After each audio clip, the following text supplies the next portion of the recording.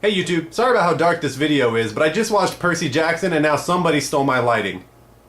Get it? That's me!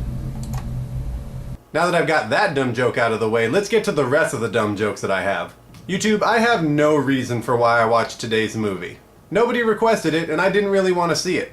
They did make a sequel to it, but I also don't want to see that one. So I guess the only thing that can be blamed for this review is the fact that Redbox had the movie and I was bored. Either way, here comes my review for Percy Jackson and the Olympians, The Lightning Thief. On the top of the Empire State Building, two of the gods of Olympus, Zeus and Poseidon, get together to discuss the recent theft of Zeus's lightning bolt. After checking in between the cushions of all the couches of Olympus, Zeus has decided that there is only one person that can be to blame for this theft, and that's Poseidon's demigod son, Percy. And if Percy doesn't return the lightning bolt before the summer solstice, a war between the gods will break out. Problematically, Percy didn't steal the lightning bolt, and also has no idea that he's a demigod, or that the gods are even real. But he becomes a believer when a fury attacks him and he's saved by his centaur teacher and his satyr friend, who have been tasked with teaching and protecting Percy. Percy goes to ask his mom and she tells him the story about how Poseidon knocked the bottom out and then bounced. And then she gets killed by a minotaur while trying to drop him off a demigod camp. So now Percy must team up with Annabeth, the daughter of Athena, and Grover in order to find the lightning bolt and either take it to Zeus to stop the war or take it to Hades to save his mom. YouTube, do you ever pass judgment on a movie before it even starts based on what commercials precede it? Well, this movie was preceded by a trailer for Space Chimps 2. Now, I would grant this movie that it wasn't actually a horrible movie, but it did strike me as pretty dumb.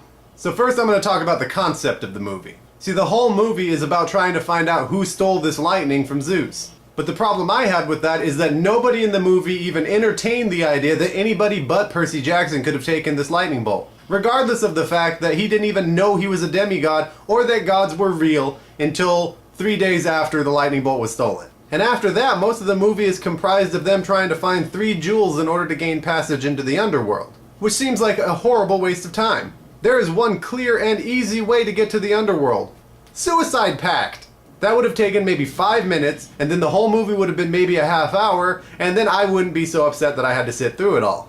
Like the whole scene when they get trapped in the casino, and it seemed like a really boring version of The Hangover. Because all these underage kids were getting hopped up on hallucinogens in the form of lotus flowers, and gambling underage. Because that's the real message of this movie. Drug use and gambling is fun for the whole family. And one of the problems I had with this movie is that Percy Jackson seemed to know what some really uncommon things were, and not know the things that everybody knows. But I guess Perseus can't really be blamed because even the people that acted like they knew about this stuff were getting it wrong.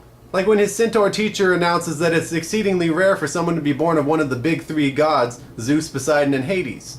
Are you kidding me? Zeus got his dick wet more than anybody in written history. Which is ironic because you would think that the god of the sea was the one getting his dick wet. But Zeus pumped out a shit ton of demigods. He was like the Wilt Chamberlain of Greek mythology. I guess I would say that the cast in the movie did a good enough job with their performances, because I don't think it was any of their faults that I hated all of their characters. Logan Lerman did a fine job, but Percy got on my fucking nerves. Someone really did steal my lighting. Like early on they give him a pin that will turn into a sword, and they don't even go for the super obvious joke that he should just keep it in pen form because that's mightier than a sword anyway. He could have written a scathing review of that minotaur or something. That would have taught him. He also finds out in the middle of the movie that because he's the son of the god of the ocean, he has the ability to heal himself by absorbing water, and he becomes more powerful from it. If that were the case for me, I would always be chugging a ball of Dasani just in case some shit went down. And because he's the son of the god of the ocean, I'll allow that the water can heal him. But how does he use the water to heal other people? Like in the scene when he uses water to heal Annabeth.